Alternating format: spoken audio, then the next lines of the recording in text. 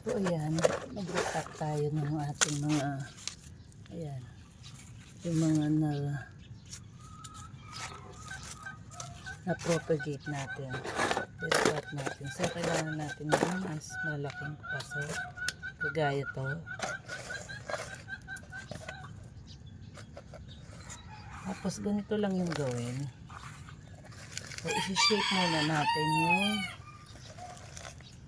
paso para paglagay ay madali na lang. So ganito lang muna. Isi-shape lang natin. Tapos ayan. Ayan. Tapos upside down lang na ganyan kasi kailangan alalay lang dito sa ating na propagate. Ayan, ganda na.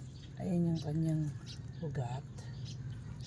Tapos ipapasok natin dun sa nagawang butas. So ayan.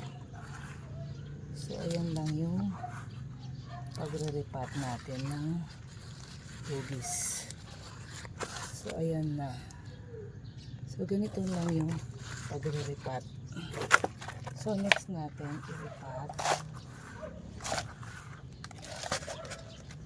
So ito medyo mahaba siya. Malaki yung kanyang paso. Ay paso, yung cups.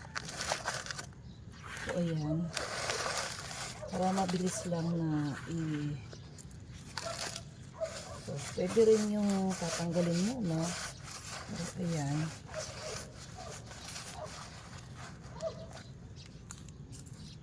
Tapos upside down lang na ganito. So ayan. Ano yung ugat niya? Ayan. Laki ng mga ugat. Tapos ilalagay na natin yung ayan.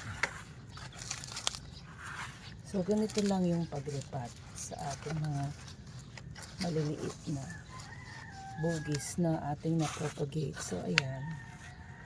So ito yung isa. Ayan. May bulaklak na. Ito pa yung isa. So yan lang guys. Thank you.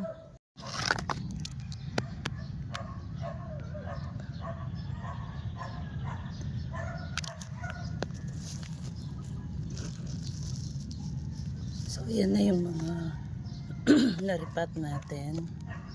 So kulang pa ako ng paso. So meron pa tayo dito. Ayan. Meron pa tayong hindi na ito transfer. Ayan.